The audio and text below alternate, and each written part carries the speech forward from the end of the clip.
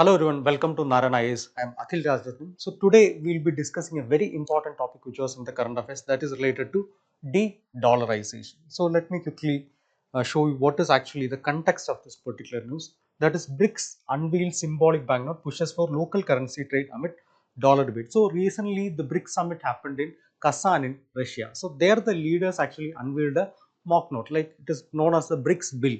This is actually the BRICS bill. It is actually projected as an alternative to the dollar. So this is de-dollarization, means countries are looking beyond dollar.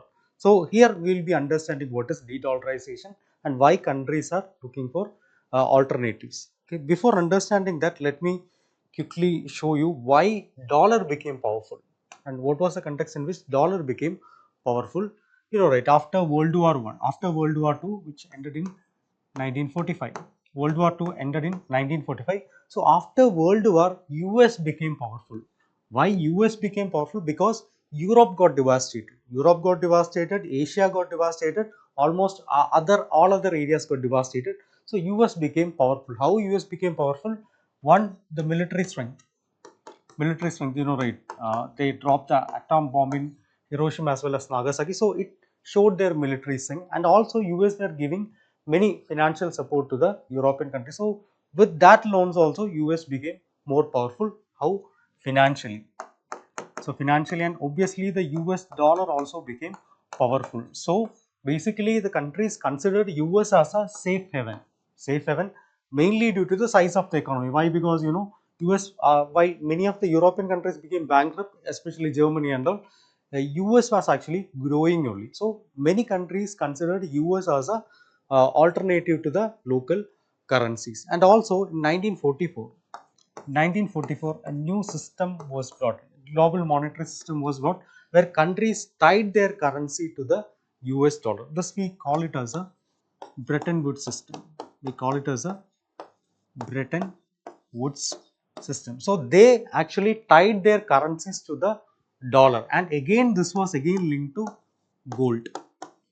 Currencies were tied to dollar, and this dollar was again linked to gold. So that also increased the trustworthiness of this US dollar. Another important thing is petrodollar system. Again, this was actually an invention between US as well as Saudi Arabia. In 1973, the trade between the US as well as Saudi Arabia, that was in dollar only, and also other OPEC countries also put forward this idea that all the oil trade will be happening in dollars only. So this is known as petrodollar system. So all this contributed to US dollar becoming the powerful currency in the world.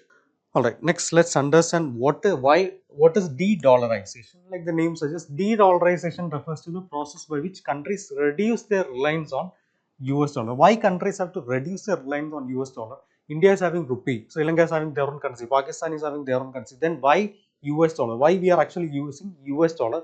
Because in international trade, US dollar is actually used as a normal standard. So international trade, especially trade in oil and all. Trade in oil and all is happening in US dollar, and all countries need oil, right? So obviously US dollar, especially due to the petrodollar system, US dollar became standard there. But this collapsed in 1970s. Collapsed in 1970s. The monopoly of this US dollar collapsed in 1970s. Why? Because you know this Bretton Woods system was devastated, especially due to the Vietnam War, especially due to the Vietnam War. And also during this period, Richard Nixon was a president of United Nations. So what he did is like he unlinked US dollar from gold.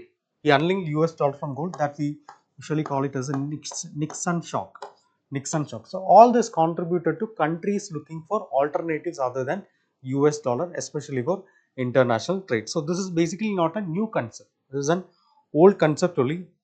Again, countries started to look for US dollar even before itself. So why de-dollarization? Why de-dollarization? So the US government is dominating the global financial system. So what will happen if US government is dominating the global financial system? If that is the case, means US will be in a position that whichever country is in disagreement with the US government, the government can actually make sanctions to that particular country. So, to avoid that, countries are looking for other alternatives. Another thing is countries exposed to this risk are related to US economy. For example, if some FedEx rate change is happening, FedEx rate change or something like is happening, so that is a local issue which is happening in US only, but that will affect India also. Why? Because we are also related to US dollar. So to avoid that also, countries are looking for de-dollarization. Again, another way is de-dollarization is considered as a way to bolster their own currencies. Why? Because for example, take China or Russia, they want to promote their currency in the international arena. So for that also, de-dollarization is considered as a way.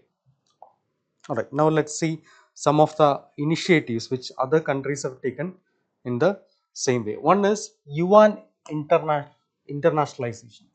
Yuan internationalization, yuan is the currency of China. So China is actively promoting the use of its currency in international transaction. That is known as yuan internationalization. Another one is mir payment system. During the Crimea annexation and all, Russia also faced sanctions from many agencies as well as many countries, especially this Visa and MasterCard. Visa and MasterCard, they were not functioning in uh, Russia. So, as an alternative to this Visa and MasterCard, Russia introduced their own payment system, that is a mir payment system. Another one which was introduced in 2019 by the European countries. That is instrument in support of trade exchanges known as INSTEX. Instrument in support of trade exchange known as INSTEX. US had sanctions with Iran. So to bypass this only, they created this instrument in support for trade exchanges. Another one was created by the African Exim Bank, that is Pan African Payment and Settlement System.